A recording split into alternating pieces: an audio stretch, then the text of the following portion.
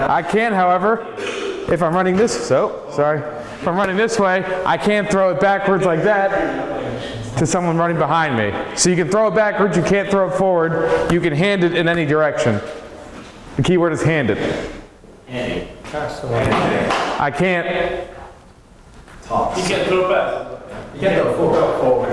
Can't throw it forward, throw it backwards. Thank you. How long is the field? The field of play. Goal line to goal line. Goal line to goal line. 40 yards. End line to end line is 60. Good. How many downs do they get to get a first down? 3. Good. So we were listening last night? No. Sid, what's a question you think the group can't answer? That they can't answer? Yes. What we learned off of what we learned last night. Let's see if we can't answer. How much you just catch? What happens if it's the same gender, if it's a pass from one gender to the same gender? And correct, it's closed. What do you have to do to open it? Have someone else be involved in the play. Good. The opposite gender has to be involved in some way, shape, or form. Throwing it or catching it. That includes male to male, female to female, correct? Good. And the throw has to be past the line of scrimmage, right? Yep. Has to be a legal forward pass and has to gain positive yards. And legal forward pass is especially relevant in 4-on-4 because that's the only way they can move the ball down the field. How long do they get to throw it? 5 seconds. All right, how many officials do we have on the field? 2.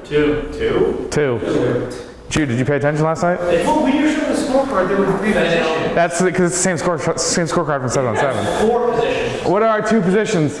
It's the ref and the back judge. Where does the referee line up? Someone from over here. Line of scrimmage, good. Where does the back judge line up? Where does the back judge line up? Opposite side where? Good. Opposite side of field behind the defender. So, before I continue with tonight's lecture on penalty enforcement, this is the most difficult part of flag football and football in general. What you see on TV on Sundays seems fairly easy, but it is not when you actually get down into the meat of it as well. Basketball is extremely easy compared to this. Basketball is a person shooting, yes, it's a shooting foul. Is a person on the ground, yes, it's going to be the ball closest to the spot. So football is completely different. There's a lot of kind of material here. For people that are returning, you kind of have some understanding of this, so hopefully this will make sense to you. For the people that are new, ask questions, because I'm going to tell you right now, if you get this after night 1, I'm going to give you a contract and you can go work in the NFL. You won't get it after night 1. I have been doing this since my sophomore year of college, and I still have no clue anything about penalty enforcement. Hopefully that wasn't on recording. We didn't hit record, did we? All right. Well.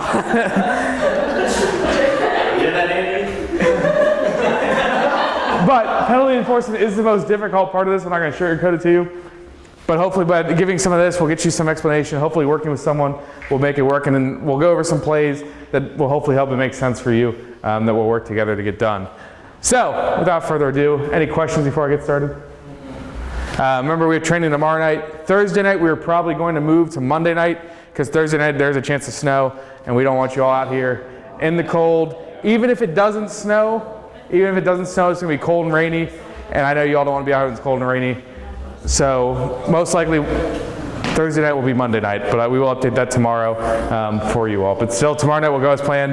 Tonight we'll have some adjustments since we're indoors because it's raining out. I don't want you all to stand in the rain, especially when you don't listen to me when you're dry. So, penalty enforcement. Let's get the party started.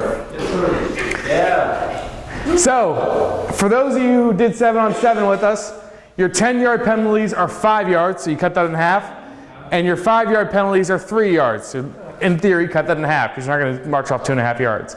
So your contact, conduct, and participation fouls, penalties, are 5 yards in 4-on-4, and your non-contact, non-conduct penalties are 3 yards, and we'll go into that here a little bit more in depth. But for those of you who are returning from the fall, it's essentially cut in half from what your penalties normally were. So we got types of penalties. We either have dead ball fouls or live ball fouls, and that was on our crew sheets that we did last night. So your live ball fouls they happen simultaneous with the snap and go until the ball is dead. So when you blow your whistle, the pass goes incomplete, the player goes out of bounds. that's when the ball becomes dead. So anything during a live ball is a live ball foul. Your dead ball fouls happen before the ball becomes dead, or happens after the ball becomes dead, after the ball becomes dead and before the snap occurs. So that time frame of we've blown our whistle, the play is over, to when that next snap happens, the ball is dead, anything that happens at that time is a dead ball foul.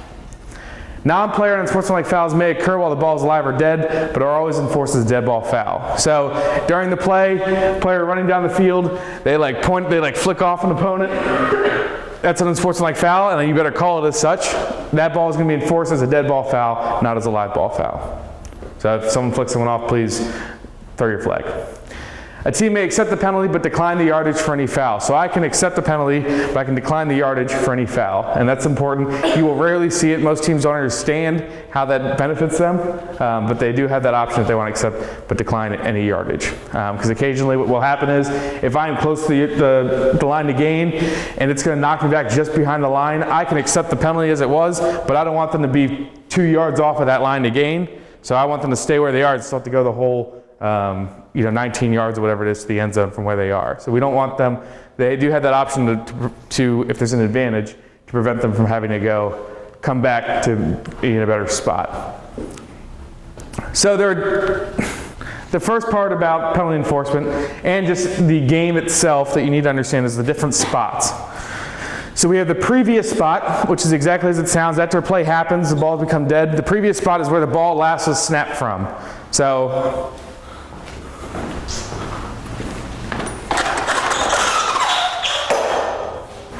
ball starts on the 20-yard line, or actually smaller field. Hello, how are you? Hello. Come on in. The mark is like jammed in there. All right. So we'll say the ball starts at the 10-yard line. Play happens, ends on the 15. That's 5 yards about. Ends on the 15. The play that we originally had the ball start from, the 10-yard line, is our previous spot. Now the play's over and at the 15. Yeah, I accidentally hit forward. So the end of the run is where the player was down. In this situation, it would be the 15. So they started the previous spot, the 10-yard line. They were down to the 15-yard line. And the succeeding spot is where the ball will next be snapped. So in this situation, it'll be the 15-yard line. And it's important to keep that in mind because when we're enforcing penalties, it may depend on where it needs to be in the situation. We'll go over that here. So previous is where the last snap happened. Succeeding is where we're going to have the next snap from. End of the run is where the play ends. And then spot of the foul is obviously where the foul occurred during the play.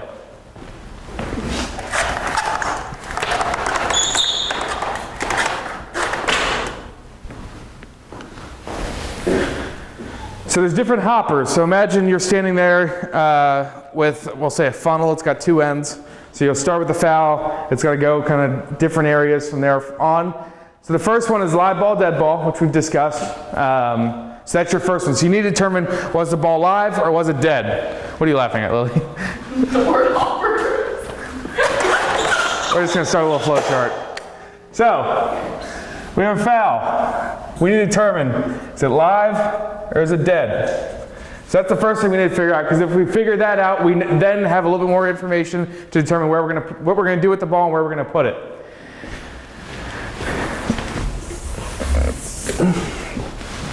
Fouls on scoring plays are prior to the try. So occasionally we have a foul on a scoring play, and that kind of impacts a little bit more because they can determine to take it on the point, they can take it on the next one. But the majority of our fouls are going to have on a live or dead ball. The next thing we need to determine, is it a loose ball or is it a running play? Because if the ball is live, we have to determine what type of play was it. Loose. And so a loose ball play is foul which happens before and during a legal forward pass. This includes the quarterback scrambling, then throwing a legal forward pass.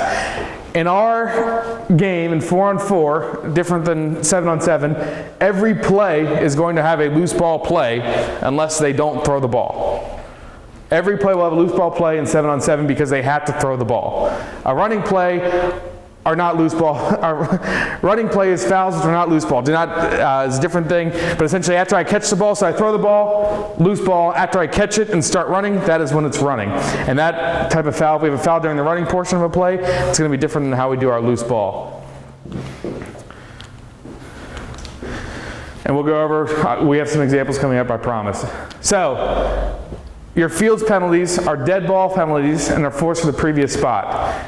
Fields, it's an acronym. It doesn't work great, but it does for what we need to get done. What are you laughing at over there? Sid, please go over the fields penalties for us. The field penalties is an acronym. It's not that great, but it works for us. It starts for F being false start, I illegal snap, and if you know the hand motions, go ahead and do it with me. E for encroachment, your hands on your hips. L for leaving the field on the wrong side or either end zone. So that means if you're subbing out, don't sub out on the opponent's end zone or opponent's sideline or leave out the end zone. D is delay a game. That means they took too long to snap the ball. And S is substitution. Thank you. Who can tell me what a false start is? Player goes for the ball snap. Okay. Yes, I can, but I can move before the ball snapped on offense, correct? Moves across the line. What if I but I don't go right through the line of scrimmage? So, but I didn't go through the line of scrimmage. So what are we looking for on that? Sorry? Okay, getting there. Didn't you say if there was no rush, there's not even going to be anyone? But you can still false start. I know. So I They guess. have to be set before they snap the ball. Okay, so we have to be set. We have intent. So combining those two together, you're simulating the snap. I can move before the ball is snapped if I'm on offense. I can come out of my position, I can go to this side of the field, and I can set up here. There's nothing illegal about that. It's simulating the snap. So if I'm standing on the line of scrimmage and I go like that, I simulated the snap starting. That's the false start. It's a little bit different than 7-on-7 where you have line play. It's a little bit different kind of when we're looking at the line. But typically what you'll see is that receiver out there and they start to jolt forward before the ball is snapped. And that's what we're looking for with that. Is simulating the snap. Are they making a sudden movement that makes it look like the ball is being snapped? And that's what you need to figure out with that. Who can tell me what encroachment is? Okay, so the defense crosses the line of scrimmage, crosses the neutral zone. We have our puck set up. Which one's the offensive puck? Good. We set up our pucks about a yard apart. The defense cannot cross into the neutral zone at all in our game, but especially before the ball snapped, if they do so, it's an encroachment. Because there's no rush, but before the ball is snapped, they can't and then get back. It's not like the NFL where they can run across and get back if no one moves. The second they cross that line of scrimmage, flag goes up in the air, encroachment. As Sid talked about leaving the field, is if you have to leave the field on your sideline. You can't just run out of the back of the end zone and get out the field. You can't run to the other sideline and get out the field. You have to leave it on your sideline. And then delay of game is they have 25 seconds to get to the line of scrimmage, get ready to go, and then go. So they have to make sure they do so in a quick and timely fashion. If they fail to do that, then it is a delay of game penalty. So these penalties are blow and throw penalties.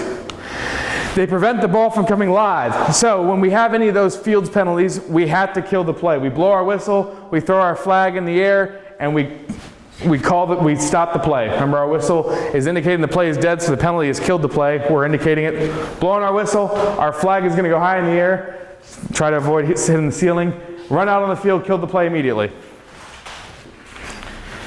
Blow your whistle, throw your flag high in the air, as I just discussed. Report the foul to the referee. Most likely, the referee's one seeing this because they're on the line of scrimmage, but the back judge may catch something on the opposite side of the field that the referee's missing. So keep an eye out, but make sure the referee is going to be the one reporting. And these penalties are enforced in the succeeding spot. So, looking at our example from earlier, play ends at the 15. We haven't snapped the ball yet, so where's our succeeding spot? If the play ended on the 15. Why? Why do you say the 10? So the play happened. We had a play. Play ended here. Where's the succeeding spot? 15. This is the previous spot. Nothing happened here. Nothing illegal was here. You got it, Jude. I believe in you. Nothing was illegal here. The next one, because it's where the snap is going to happen. The snap hasn't happened yet if we're blowing our flag in our blow and throw situation with our fields penalty. So it's going to be the 15, and then we're going to enforce that penalty. Jude, how far is the false start? 5. And 4 on 4? 30. Good. So here's an example of a dead ball foul.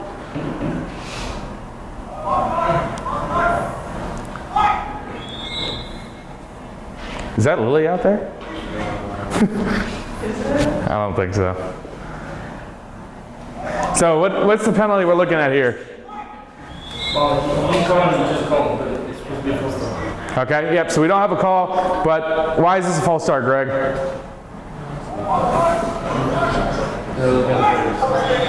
What?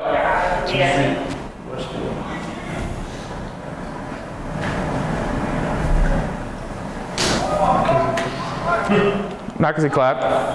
What happens before the ball gets snapped? And then the ball gets snapped. So something to keep an eye out for.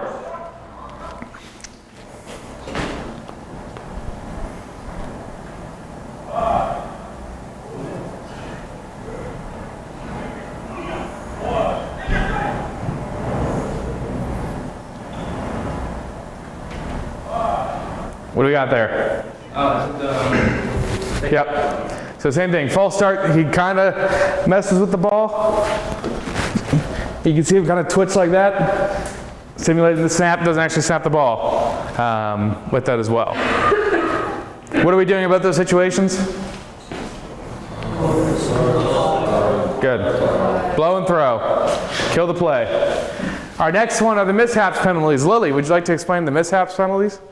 Again, an even better acronym that works even rougher.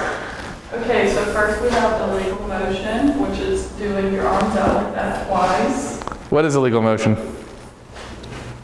Is that when like 2 people are running towards the No? Okay. So illegal motion, they can move in the backfield, but they cannot move towards the line of scrimmage when the ball is snapped. It's not arena football where they can take off from 10 yards back and start sprinting towards the line of scrimmage. They can't be moving towards the line of scrimmage. That's an illegal motion. Continue. I is illegal substitution. So, I mean, the play's gotta be dead for this players. S is illegal shift, which is just one arm out, as opposed to illegal motion, which is 2 arms out. You got that reversed. Explain that. Illegal motion is 1 arm. Illegal shift is 2. Yes, it is, because illegal shift is more than 2 people. So illegal shift, so the offense has to become set, as you just mentioned earlier. The offense has to be set in order for the ball, for at least a second before the ball is snapped. So they can't all just run to the line of scrimmage and then just take off. So they have to be set. Now they may have a situation where they have like 2 players move. Those 2 players have to come set in order for the play to begin, and that is a shift. So players moving, multiple players moving is a shift. That shift has to become set in order for the ball to be snapped. So they can't have 2 people moving at the time the ball is snapped, even if they're just moving side to side. And that's where it's different than legal motion. Legal motion is just 1 person, and they can't just run to the line of scrimmage. They can move side to side. They don't have to come set before the ball is snapped, but we can't have 2 people moving. And if you stand up for me real quick. So, start walking that way, and I walk this way, and I stop. No, keep going. He keeps going, they snap the balls, he's moving. In order for us to, thank you. So if he keeps moving, even though I stopped, that's still a shift, and that shift never came to an end. So that shift has to stop. He has to stop for a second, and then he can keep moving in order for that play to be legal. If we both move, and I stop, and he keeps moving, they snap the ball, that's an illegal shift. Because we both have to be stopped for that shift to end. Please continue. Just so I can mess more stuff up. So H is having a player on the line of scrimmage, so you have to be behind the line of scrimmage, even if they look like their foot is on that line, you need to get them to move back. A is when you have a player within 5 yards of the sideline, you need to make sure they scoop inward. P is illegal participation. I mean, would that be just like having too many people on the field and stuff like that? Having too many people in the field, it's 4v4. Is then S is must be at least 2 yards behind the line to receive the snap. So our quarterback, they cannot take the snap under center like you may see on NFL Sunday. They have to be 2 yards behind the quarterback. If you notice that a player is getting up behind the center like this, tell them, hey, you gotta give me 2 yards. Catch it before we gotta call it in that situation. With a player 5 yards to the sideline, they can be 5 yards to the sideline. They cannot, however, just run onto the field and just stand there. They have to make themselves known that they are coming on the field. So this is our sideline. Draw a little field for you. They can't just walk out and stand right there from the sideline. That's what we're talking about here, because they have to, the defense has to know that player is subbed on. So I can't run off the field here, my partner just step on right there.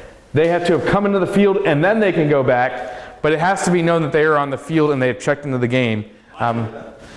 Because it's deception. Now, part of the game is deception, don't get me wrong, but what are you laughing at? But it isn't, but the team still has to have an opportunity to catch it. In that situation, they may miss it if you just step onto the field and stand there. These penalties are throw and go. With that, you throw your flag in the air and you keep officiating. So different than our blow and throw, we're going to throw our flag and the game's going to keep going because the defense is going to have an opportunity to stop whatever illegal transgression happened. So don't blow your whistle. You're going to see it. You're going to go like that. And you're going to let the play continue. These penalties are enforced in the previous spot as well. So in our situation like this, play ends on the 15. Where are we going to enforce this penalty from? Good. Our previous spot's the 10. We're going to enforce it from the 10.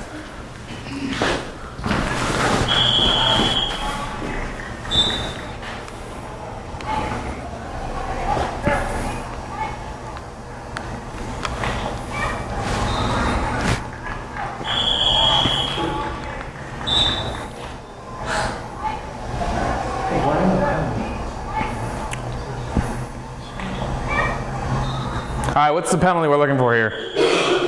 What? Not offsides.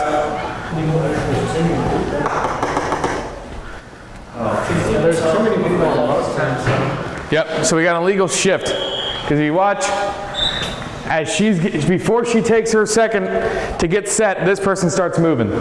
So then we have a shift that's continued. Now, it's close.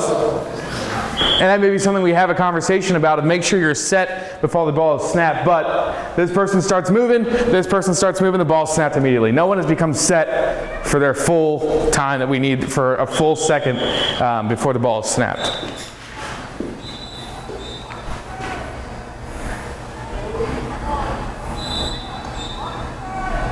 All right, what's the foul on this one?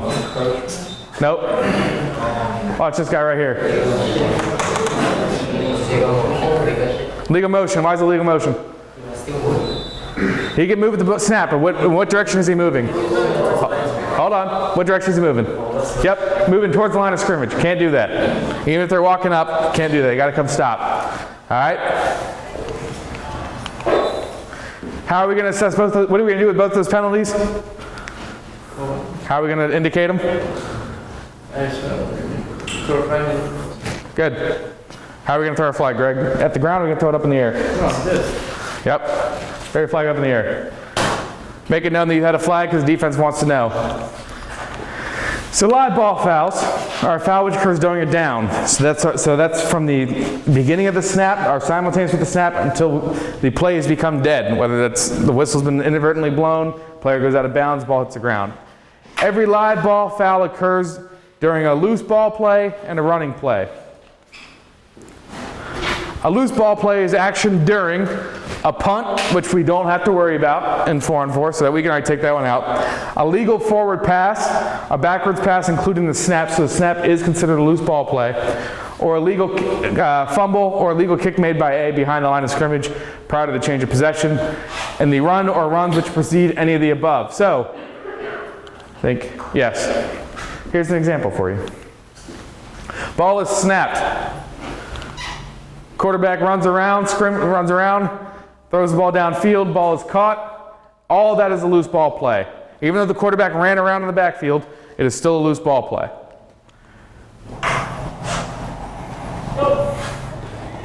Ball's away.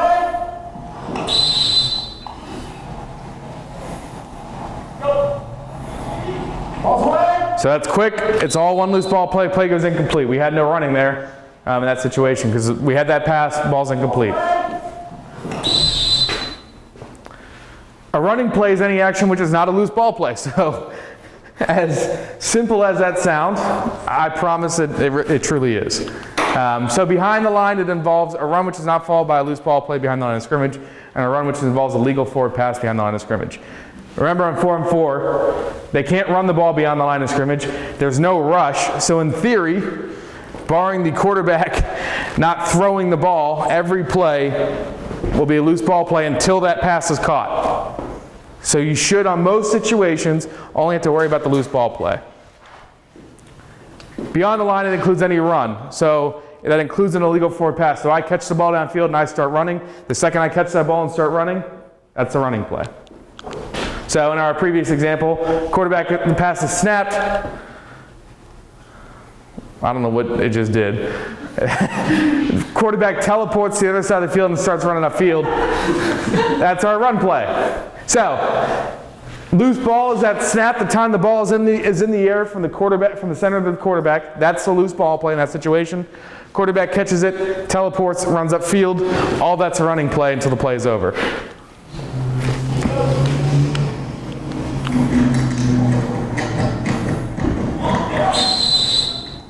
So quarterback never throws the ball. Running play ends by him getting deflagged short of the goal line, and the team is very upset.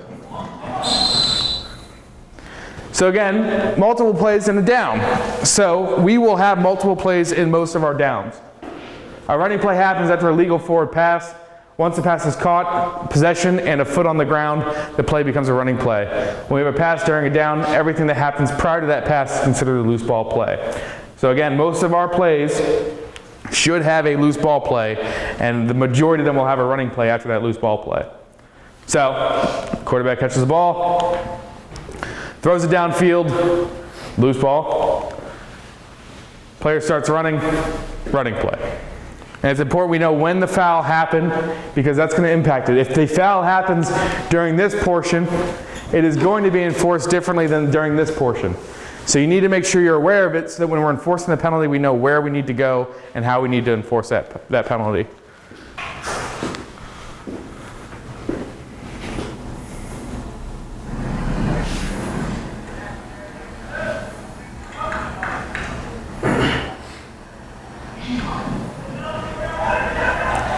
Pass is thrown, player runs upfield, gets deflagged.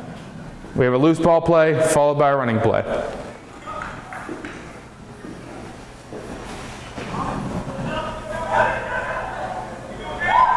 What is that player doing in this video? The player with the ball that's running. Flag guarding. Why is he flag guarding?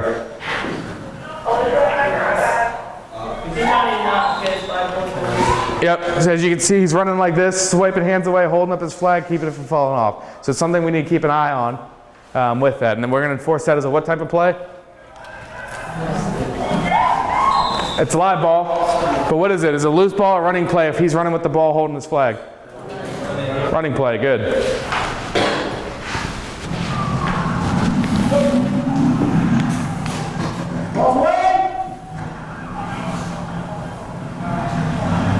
Quarterback throws the ball, player takes up field, starts running.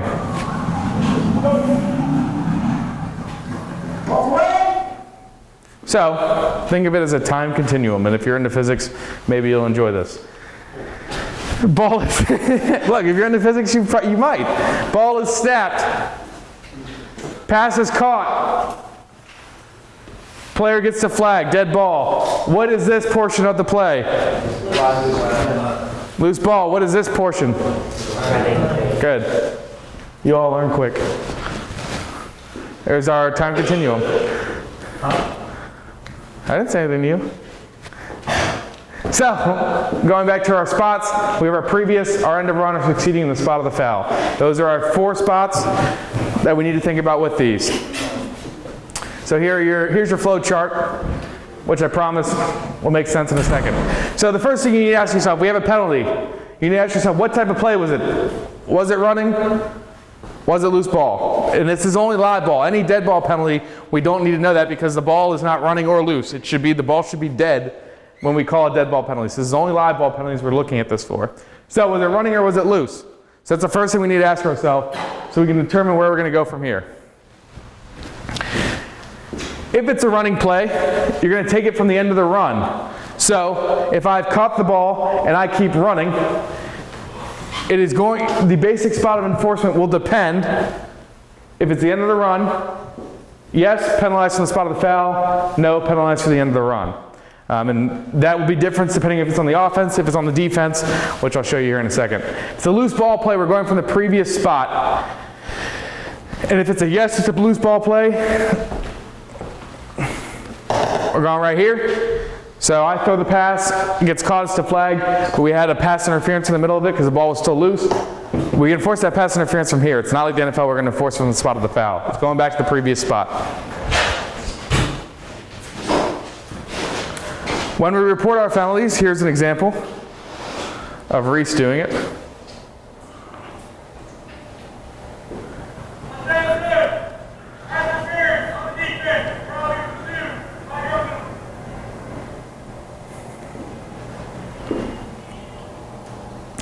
Who's the official in the field that's going to announce our penalties? Referee, good. If you watch football, it's usually the one with the white hat. We don't have white hats, so you don't have to worry about that.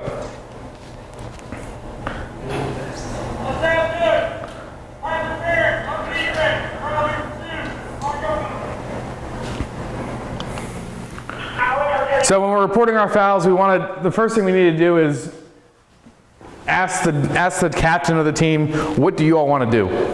You know, they may want to decline the penalty, they may want to accept it. You can always ask them, and we want to give them their options. Because we don't want to walk out there and say, hey, we had a pass interference, what do you want to do? Because they may, depending on the situation, take one foul or take the result of the play. They may accept because it gives them an advantage. They may decline because it gives them an advantage. And it doesn't always seem that way, but declining it could give them that advantage out there. So we want to make sure that we have every piece of information that we're going to give them. The ball is going to be, it's going to be a 5-yard penalty from there. You can take that, or you can take the result of the play, because if it's an interception, they don't want that penalty. Because if they take the penalty, say on an offensive pass interference and they intercepted the ball, if they accept the penalty, they don't get the ball. If they decline the penalty, they get the ball. So it's important that we know what the result of the play is going to be in that situation. So the all but one principle, informally known as screw the offense, that's what you're going to do. From the basic spot, so our basic spot of enforcement is our succeeding spot or our previous spot. You're going to take a defensive foul behind the basic spot. So,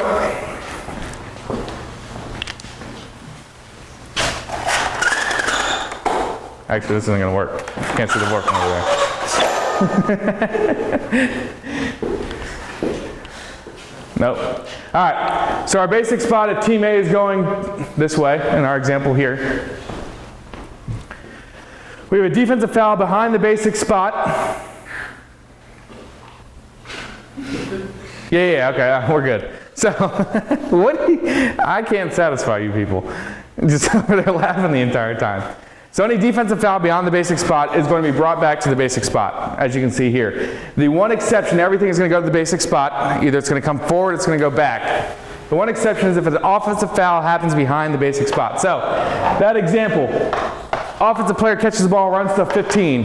While running, a flag was thrown right there. While the foul should be enforced at the end of the run for flag guarding, in this example, screw the offense. The penalty flag is behind where the play ended. The succeeding spot is where we're going to enforce that penalty. The penalty flag is behind it. So we are going to march off our penalty from this location as opposed to this location. So screw the offense. If the flag is thrown behind where the play should have ended, or where the play ended, the offense in that situation is going to lose that extra yardage they gained, because everything from this point forward, in theory, was gained illegally. Because that flag guard, they now got 3 extra yards out of that play. We're not going to reward them for that and now march them back. They're going to go from where they committed that penalty. So it's important that we also get our flag on the spot the foul happened, so that way we can march off our penalty in that situation. So there is a video.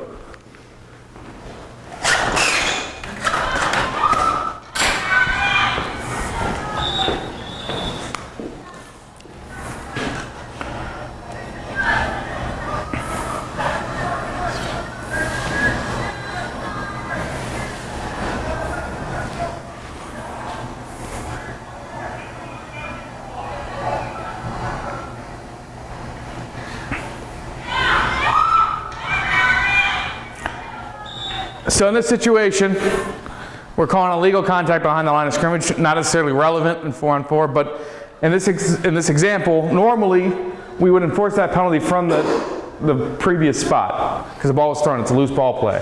However, in this situation, because the penalty happened behind the line of scrimmage on the offense, we're marching that penalty off from behind the line of scrimmage, from where the location that foul happened. And when you throw your flag, please give it a little bit more emphasis than that, like, wrist flick. I mean, impressive, but don't just, Kobe, don't do that. When we report our fouls, there's the 4 W's we need to report. What was the foul? Holding, pass interference, false start, whatever that is. Who was the foul on? Offense or defense, blue or gold. Important to know. When did the foul occur? So was it a loose ball play? Was it a running play? And where is the enforcement spot? So where are we going to do it from? Are we doing it from the location of the foul? Are we doing it from the end of the run? Or are we doing it, or the succeeding spot? Or are we doing it from the previous spot? So it's important that you know these steps when you go to report it. So hopefully as a group, we can work together to get where we are going to enforce this foul from. If we only know some of the steps, we're not going to get there together. Or hopefully we'll get there together. But if we don't know any of it, we're going to be sitting there looking really awkward when we're trying to figure out what happened. So come prepared to give this information to your referee. So hopefully you all can get to a quick assumption and we don't have to stand around staring at each other for a while. So again, type of foul, offense, defense, kicking team, receiving team. Again, not relevant in 4-on-4. When did the foul occur? Was it dead ball, simultaneous with the snap? Was it loose or a running play? And where is the enforcement spot? Previous, end of the run, etc. Our live ball penalties are 5-yard and 3-yard.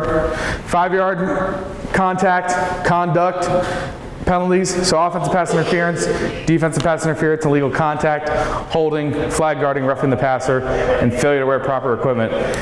Greg, what is legal contact? Basically, contact that's not legal.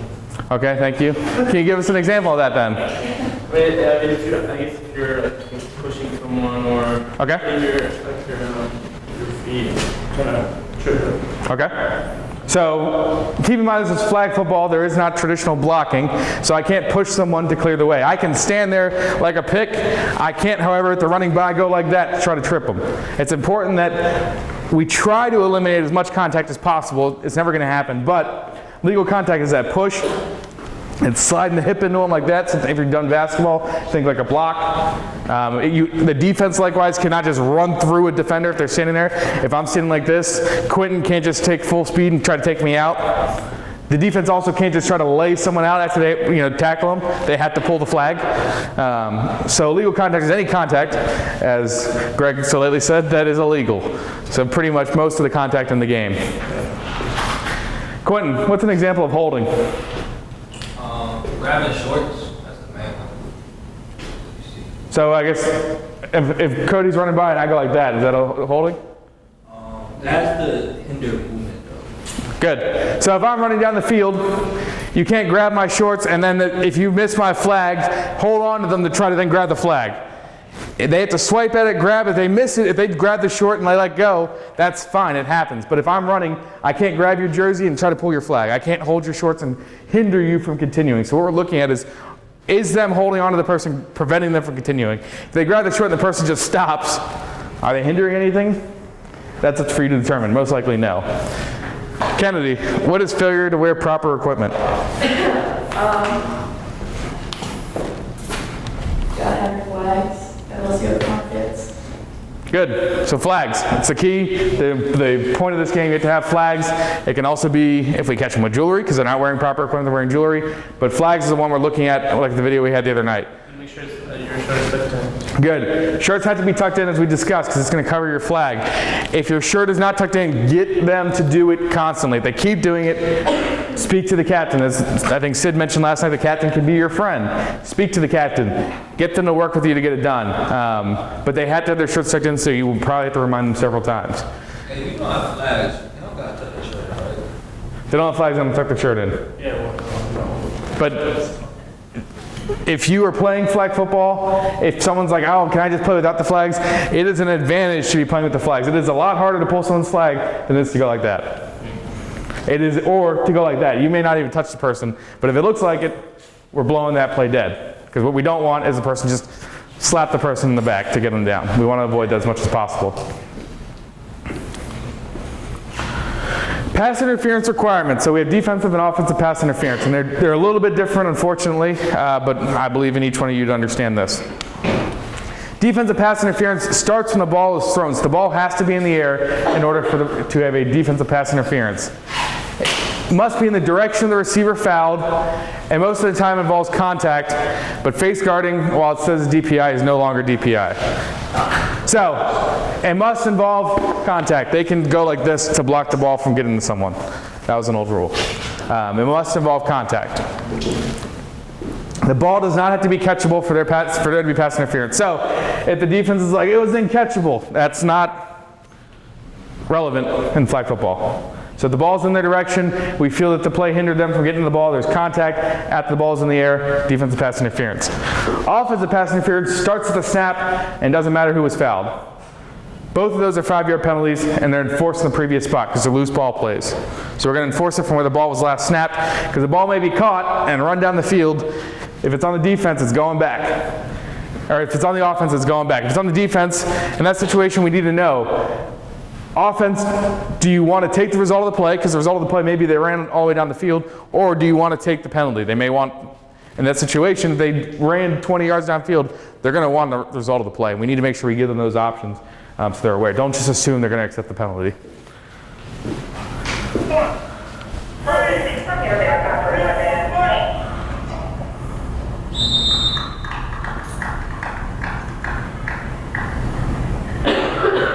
What's the penalty we have here?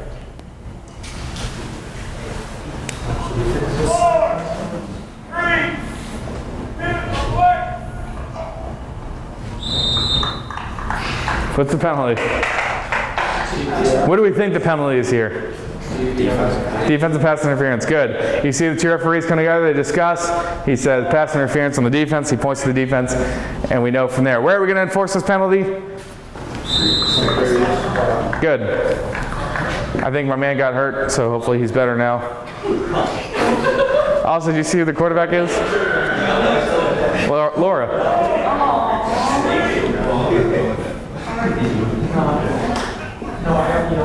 Supervisors, make sure when we have an injury, we fill out the report.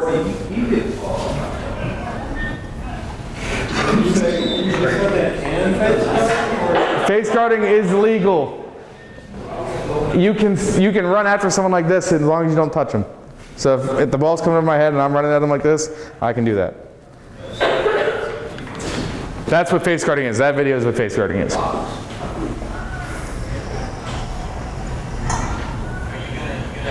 So illegal contact.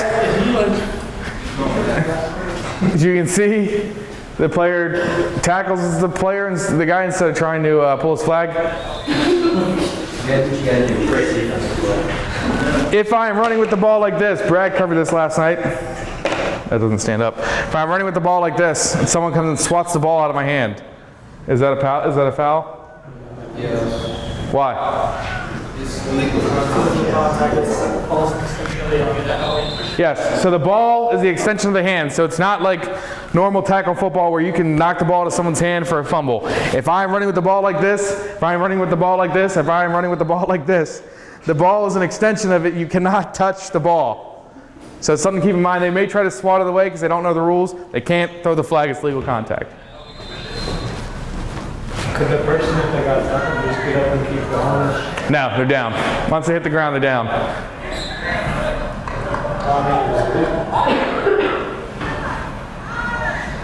Is he wearing flags? Oh, they fell off.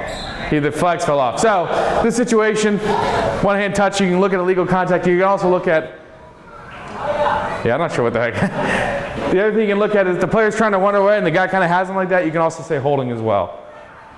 But you can see the player loses his flag, so what are we going to do in this situation for the referee? One hand touch. Yep, we're yelling, one hand touch after he catches that ball. So hopefully we avoid him having to feel like he needs to wrap him up in order to get him down. Yeah, you want to see if that plays? I don't know if it will.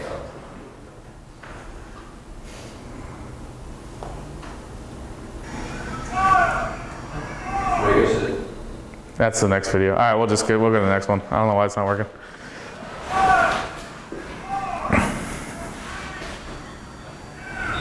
All right, what is the foul here? Oh, I got it on tape, so we'll be able to see. No, you got it on tape, so you're gonna be able to see it. What's the foul here, Greg? Crosses it on commission for throwing the ball. All right, good. So we'll be able to see. So remember, I can't cross the line of scrimmage with the ball. It's a legal advancement. So we see that, we're throwing our flag, we're gonna let the play out. It can also be an illegal forward pass, but our first foul was an illegal advancement in this situation. Luckily we got it on tape, so we're gonna be able to see it. Perfect. Ryan, good work. So, clean hands principle. There's always a principle, there's always an exception. If each team fouls during a down in which there's a change of possession, the team last in possession may retain the ball, provided it's a foul not prior to the final change of possession, and it declines any live ball penalties against the opponent. So, one of my returners, what are they talking about here? Clean hands. Yeah, what are those? You have, for change of possession, you have to obtain the ball with clean hands, so a defensive player can't foul the offense before they get the ball. Perfect. So if I throw the ball, in the process of me throwing the ball, there's an illegal contact. Sid, on the other team, intercepts the ball, runs the other way, and Sid commits a flag guarding. Because Sid's team did not have a foul prior to Sid intercepting the ball, Sid can keep the ball because his portion of the event happened with clean hands. Nothing they did illegal happened prior to him intercepting the ball. We will, however, enforce the penalty on him from where the flag is. However, he has to decline the penalty that would have happened on us. So where normally if we have 2 live ball penalties, they offset. In this situation, Sid has to decline it, and he then has to take his penalty at the end of that. Good work, Kennedy. Automatic first down fouls. The following fouls by B result in an automatic first down for A. Roughing the passer, don't have to worry about because there's no quarterback, and if they are rushing, we have an issue. An illegally secured flag belt. So if they tie their flag belt that is illegally secured, the player is also ejected. See ya. Loss of down fouls. The following fouls by A result in a loss of down. Illegal forward pass, including intentional grounding, an illegal backwards pass, and legally secured flag belt. Legally secured flag belt, again, tying your flag. Yes, Quentin? So like all the contacts, that's not automatic. Nope. Anymore? Nope.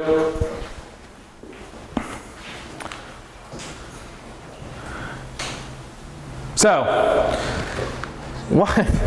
Your facial expressions are funny. You got So zone line of gain is where they need to get a first down, because unlike traditional football, it's zones. So the only zone we have on the field is the goal line to the 20 and the 20 to the goal line. Typically in 7-on-7 we have a little bit more. There's only 2 zones we got to worry about. So in order to establish the zone line of game, when we then announce to the players what we're going to have, we mark off our penalty yardages first for live ball fouls and then establish the zone line of game. Because if I have a penalty that puts me beyond the 20, let's go to the magic board. There's my marker.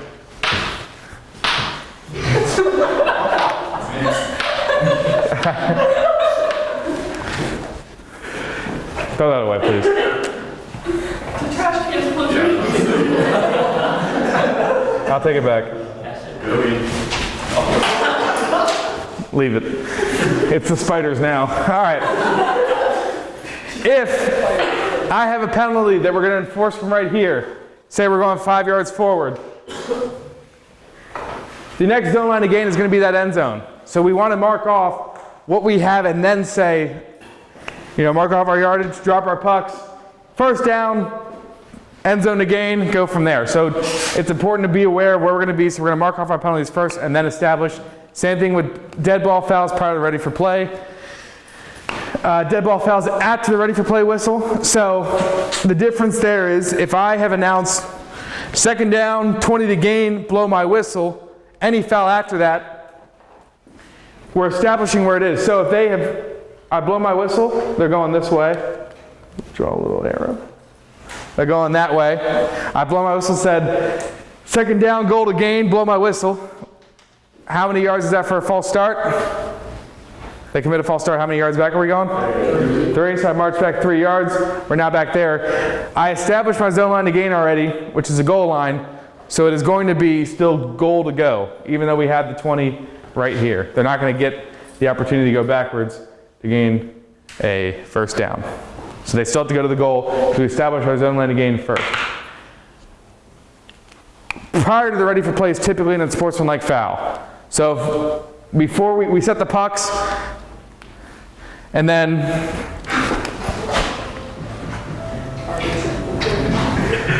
welcome.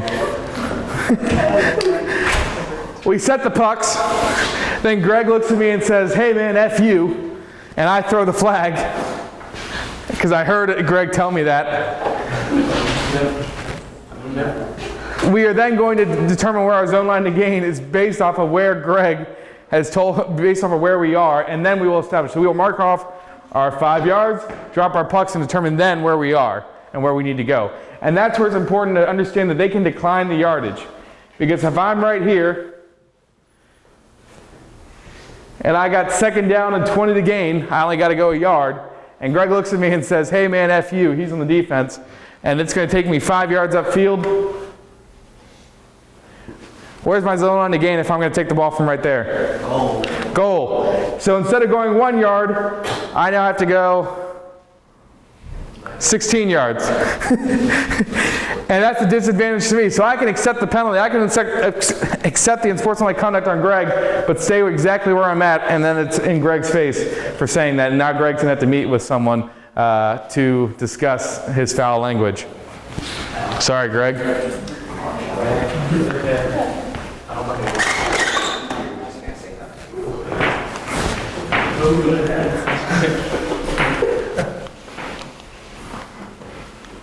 Special enforcements, half the distance to the goal. As I told you, there's always an exception.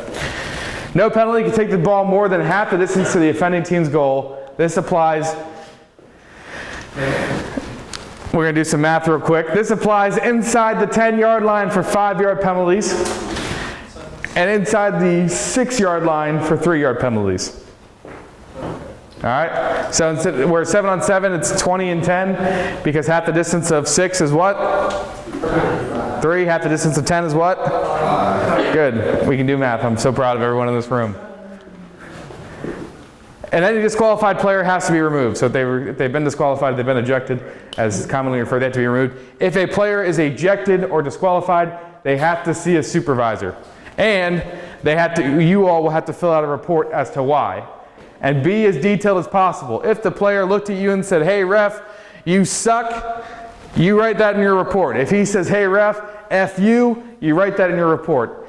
Give us as much detail as possible, because when we go to meet with this person, you know what they're going to tell us? "No, I didn't say that to the referee." We're going to say, "Oh, this is exactly what you said." And I'll be like, "All right, maybe I did say that." Or they'll say, "That's not, this is what I said to the referee. I said, 'Referee, I hope you have a good evening, and I hope that you can improve by reading the rule book tonight.'" And then we'll say, "No, you told him F off." So it's important that you write down exactly what they tell you, so that way when we go to meet with them, they get a look on their face when we tell them exactly what they told you for real, and they don't lie to you. So make sure that you are making note of that. The crew, make note of what you saw. Be as detailed as possible. Don't work together to come up with a story, though. So if you two are working, and I know you're nowhere near this play, and you write down the same exact story as Greg, I know that this is incorrect. So write down what you saw. If you only saw the guy point at Greg, you didn't hear what he said, write that down. Give us as much detail as you know. Don't collaborate with Greg. As much as collaboration is encouraged in college, don't do it in this situation. Yeah, don't be afraid to use all the colorful stuff that they tell you, because it makes for better reading on our end. That's true too. And we had a situation back in the fall where we had some officials, it was during a game, got very heated, players screamed a lot of profanities at them and very mean words at them. And we then met with these players. They went to the Dean of Students' office, and we were able to say exactly what happened. Of course, they go to meet with these people, and they say, "Oh, no, we didn't say anything like that. We just told them to have a good evening." So if we have as much details as possible, it helps us build a case, or helps us build a story as to what happened. All right, a couple more special enforcements for you all. We'll take a quick break. Safety goal line. The offense commits a foul in its own end zone, accepting the penalty results in a safety. There should be very limited, if even ever, situations, we will deal with that on this because we don't really have any play happening. All they're doing is just catching the ball and throwing it. So we shouldn't really have a situation where we have an illegal contact in the end zone, in their own end zone on the offense. The defensive foul occurs within the end of the run enforcement. The ball ends in the end zone. The goal line should be used for a measurement. Forfeiture of the game. The referee's decision to forfeit a game is final. Sid, when can you forfeit a game as a referee? As a referee? Yeah. So if one team shows up and the other doesn't, you can give the captain who is there the option to wait until halftime.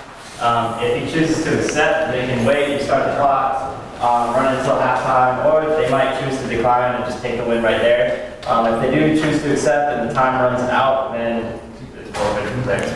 What's the one situation where you can forfeit a game during the game? Is it there's 2 UCs in one team or is it 3? 3. So if you throw 3 unsportsmanlike conduct flags on the team, the game is over.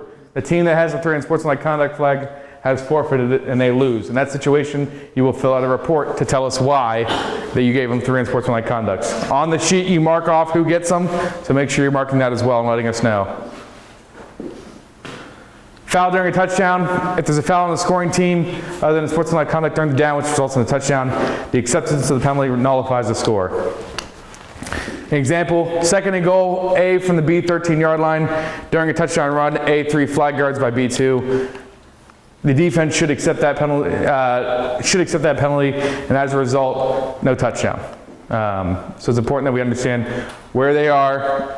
If a team scores, if the defense accepts that touchdown, we're going back. They're not going to get the touchdown. Or they accept the penalty, they're going back. They're not going to take the touchdown.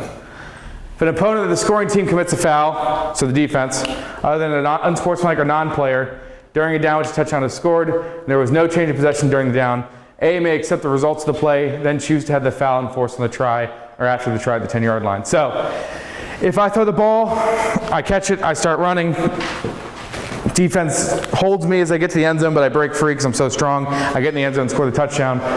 The offense can take that penalty yardage on the try, so they could say, you know what, we're going for 3 and get 5 yards, or they can take it on the ensuing kickoff. But when the other team gets the ball back, they can take that 5 yards, and now instead of starting on the 10, they start on the 5. Was it funny that I said I was so strong? It's the truth. If either team commits penalties on the sportsmanlike or non-player foul during a down in which the touchdown is scored, the opponent may accept the results of the play, then choose to have the foul enforced on the try or after the try at the 10-yard line. That's pretty straightforward. Foul prior to a try if after a touchdown and prior to the initial ready for play signal for the try, either team commits any foul for which the basic spot of penalty enforcement is a succeeding spot.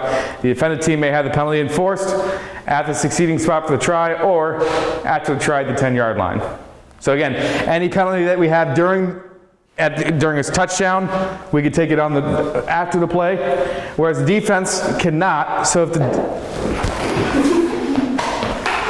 if the offense commits a flag guard, the defense can't say, hey, we're going to allow the touchdown to score or count, and we're going to take the penalty on the 10-yard line after so they get at the 15. They can't do that. If they decline the penalty, they decline the penalty. They've lost it. They can only take it where they nullified the score. The offense, however, can take the options of on the try or on the ensuing possession. This is foul by A, other than in sportsmanlike or non-player, during a down which results in a successful try. The acceptance of the penalty nullifies the score, enforce the penalty, and replay the try. So the offense commits the penalty. If you accept the penalty, the score doesn't count, and then you enforce it and replay that try again. If during the successful try a loss of down foul by A occurs, there's no score and no replay. So, Quentin, what's our loss of down play that can happen on the offense? Illegal forward. All right, so we had an illegal forward pass. That they results in a loss of down, and they therefore do not get that score even if they convert it, and they do not get another try. It plays over. It's B's ball on the 10-yard line. There's foul by B during a down, which results in a successful try. The penalty when enforced at the 10-yard line. If a double foul occurs, the down shall be replayed. So, if I throw the ball, I get interfered with as I'm trying to catch it. I catch the ball and we score. The penalty will be enforced on that ensuing drive when B gets the ball at the 10-yard line.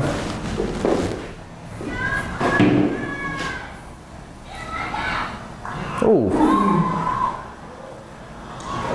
So, we had a penalty on B. We had an illegal contact on B. The play converted. Where are we going to enforce that penalty from? No. Like the 10-yard line. On the ensuing drive, when B gets the ball, because they converted the touchdown, they're going to want the points. So on the ensuing kickoff, we're going to enforce it from the 10. How many yards are we going to do on illegal contact? 5. Good work. If both teams commit live ball fouls and there's no change of possession, there is a change of possession. The team in the final possession fouls prior to the final change of possession. Or there's a change of possession and the team's last in possession accepts their opponent's foul. The penalties cancel and the down is replayed. So if we have 2 live ball penalties offset, we go back to the original spot. We had 2 live ball penalties, and prior to Sid catching my interception, he pushes Lily out of the way. But Lily had pushed Sid prior. We had 2 live ball penalties prior to Sid catching the ball. The play that doesn't count, we're going back to the original spot. So it's important that if we have 2 live balls on opposite teams, we count it. Or we nullify the play, sorry. Multiple live ball fouls. When a team commits 2 or more live ball fouls, their opponent may accept only 1 penalty. So if Sid is on my team and Kennedy are my team, or Lily's on my team and Kennedy are my team, Kennedy pushes Cody and Lily pushes Sid. We had 2 fouls in that situation. The defense, Sid's team cannot take both of those fouls. Sid has to choose one of those fouls to accept, and that's where we give them the options. We let them know which one, and typically it's the one they're going to lose more yards on, but we need to know what our options are and what we need to give them. More than 1 dead ball foul. Penalties for dead ball fouls are enforced in the order of occurrence. The same number of dead ball fouls are committed by both teams. The order of occurrence cannot be determined. They will offset. So, if Sid says to Lily after the play is over, Sid says to Lily, "You stink, you push really bad, and F you." And then Cody says the same to Kennedy. And then Kennedy, as a result, then says back to Cody the same exact thing, so they're all just copying each other. We have 3 dead ball fouls, hopefully. And we need to mark those off in occurrence. So we're going to mark off Sid's first, we're going to mark off Cody's first, and then we're going to come back and mark off Kennedy's. So it's important that we mark them off in order of occurrence, because at the end of the day, it's only a 5-yard net gain, but we need to march it off again, and then march it back. So we mark it off in order of occurrence that it happened. More than 1 dead ball foul. Dead ball fouls are not coupled with live ball fouls, other dead ball fouls to create double or multiple fouls. So if we have an illegal contact during a live ball possession, after the play, the person gets up and they say, "Hey man, F you." We march off that live ball foul and then we enforce the dead ball foul. So that dead ball foul does not mean we offset it. We march one, we march off the other. They are both enforced. It does not count as multiple penalties. Sportsmanlike conduct, if a player commits 2 unsportsmanlike conduct fouls, he or she will be disqualified. And if a team commits 3 unsportsmanlike conduct fouls, the game will be forfeited to the opponents. Taunting, excessive celebration, spiking the ball, dissent towards an official, profanity, vulgar language, fighting or attempting to fight, and any threats. If someone gets up in someone's face, that is attempting to fight. Thrown in sportsmanlike foul. Remember, they cannot celebrate after an end zone, so they can't all get, they score a touchdown, they can't all take the group photo together. They can't do anything like that. After the touchdown, they can give a high five, maybe a chest bump. That's it. They can't do anything else. No jerseys on. Yeah, they can't take their jersey off and wave it around like a rally towel. They can literally just shake each other's hand and continue on. Yeah. Hey, No Billy Slide. you said they could shake each other's hand. What if they go try to shake the hand of the guy they just beat to score the touchdown? That would probably be taunting.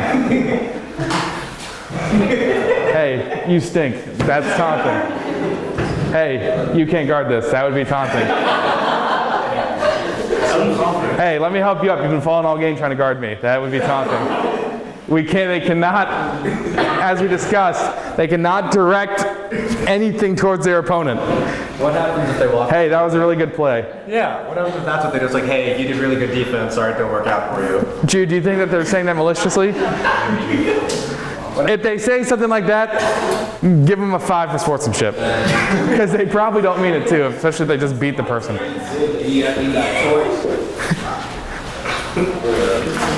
Hey, that was really good, but you're not that good.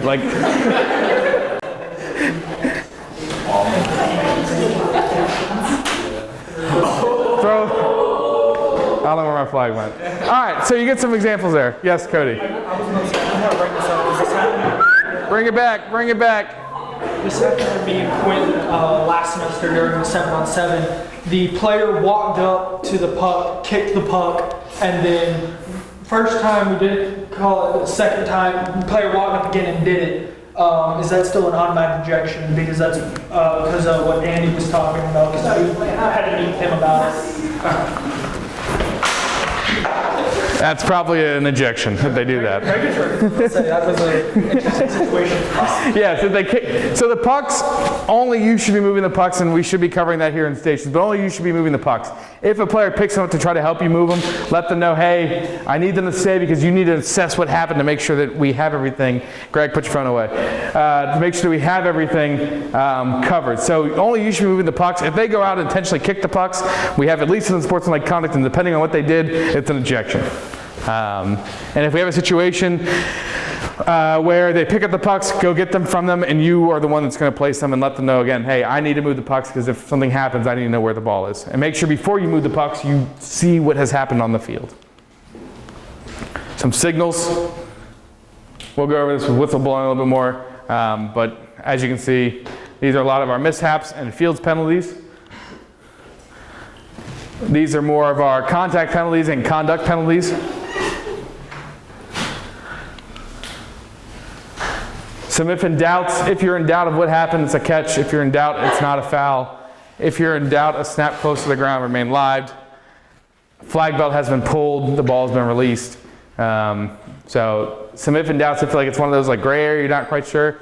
The ball's been released before the flag's been pulled. We don't have to worry about that. We're not done. So, take a quick second, get some water, go to the bathroom if you need to. We'll come back in real quick and we'll do some station work inside because it's raining outside. Ready, break. Hey, hit record on that. Turn it off, please. Or not turn it off, just stop recording. Please. Got the camera.